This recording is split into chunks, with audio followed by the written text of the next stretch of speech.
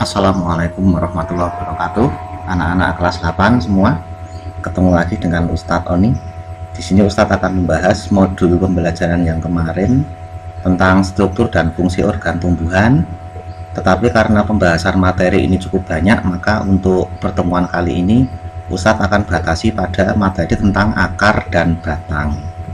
Oke, kita lanjut anak-anak. Nah, ini dia. Ini adalah peta konsep tentang struktur dan fungsi tumbuhan. Nah, di sini ada akar, batang, daun, dan bunga.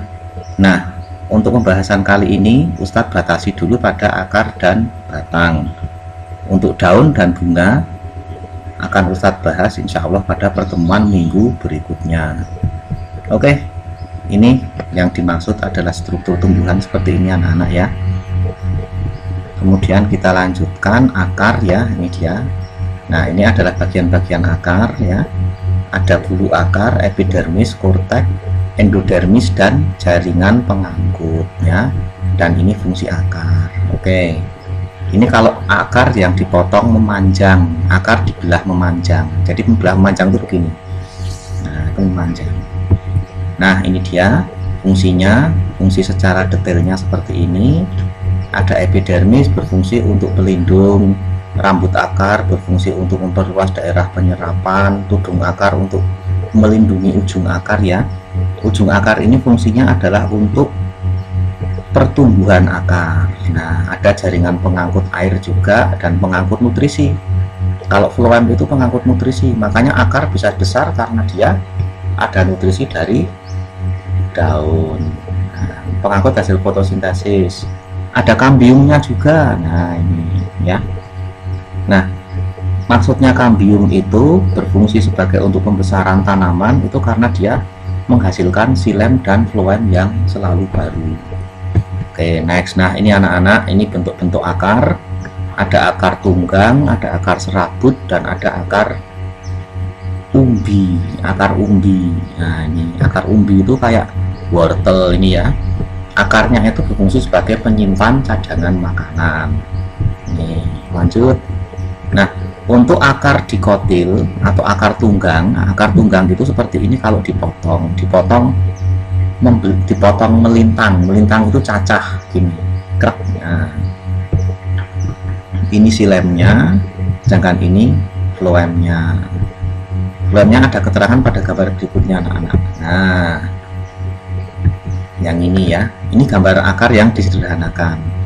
Yang sebelah ini, yang ini adalah akar dikotil, sedangkan yang ini adalah akar monokotil ya, beda ya. Nah, kalau akar monokotil seperti ini penampang mendetailnya ya. Oke, lanjut. Yang kedua adalah batang.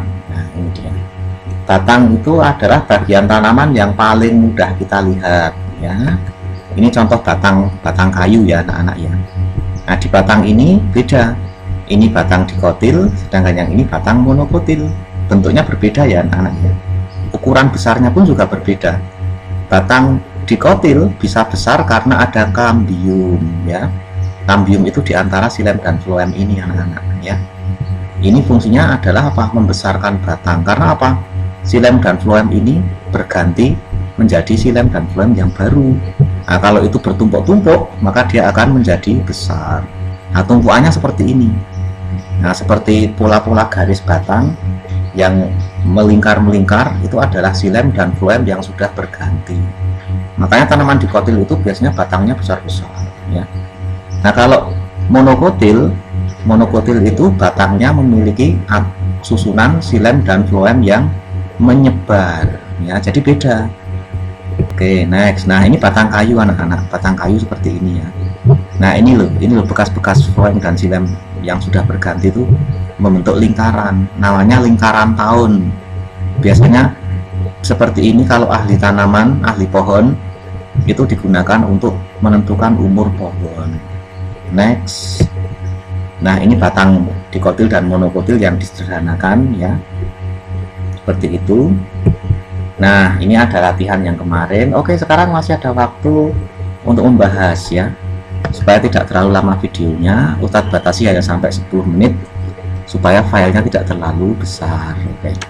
Oke, sebutkan fungsi-fungsi akar. Nah, fungsi akar adalah satu, untuk menopang tegaknya tanaman. Yang kedua, untuk menyerap air dan nutrisi dari tanah. Yang ketiga, menyimpan cadangan makanan. Yang keempat, fungsinya dapat untuk menyimpan kandungan nitrogen dari udara. Yang kedua, apa perbedaan pembuluh xilem dan floem pada tumbuhan? Dulu di SD sudah pernah deh. Xilem itu untuk mengangkut air dan nutrisi dari tanah ke atas ke daun. Kalau floem itu untuk menyebarkan hasil fotosintesis dari daun ke seluruh bagian tanaman. Sebutkan fungsi-fungsi batang. Fungsi-fungsi batang itu satu, untuk menyangga bagian dari tanaman yang lain. Kemudian untuk menyimpan cadangan makanan dan menyimpan nutrisi, itu fungsi-fungsi batang. Nomor 4, apakah fungsi kambium pada tumbuhan dikotil? Nah, kambium itu fungsinya adalah sebagai jaringan yang sangat aktif membelah sehingga menghasilkan pertumbuhan batang melebar atau ke samping ya. Kenapa batang dikotil bisa melebar? Karena selnya sering membelah, kemudian terdapat tumpuan xilem dan floem yang sudah berganti ya. Bagaimana perbedaan antara tipe batang pada tanaman? Oke, jati. Pohon jati itu adalah tipe batang kayu atau lignosus. Nah, lignosus. Kalau pisang itu tipe batang basah. Kalau pepaya itu tipe batang lunak. Kalau bayam itu tipe batang herbaceous. Herbaceous itu artinya tidak memiliki kayu, berwarna hijau dan masih berhubungan dekat dengan daun. Itu namanya batang herbaceous. Makanya tetap disebut sebagai batang. Gitu ya anak-anak ya. Oke, selamat belajar, tetap sehat selalu dan bahagia. Jangan lupa untuk selalu bersyukur, tetap semangat. Semoga Allah senantiasa melindungi kita dengan kesehatan dan kecukupan rezeki. Oke, ada kurangnya dari Ustadz, mohon maaf. Ada tutur kata yang kurang berkenan, mohon maaf. Nun wal kolami wa ma yasturun. Wassalamualaikum warahmatullahi wabarakatuh.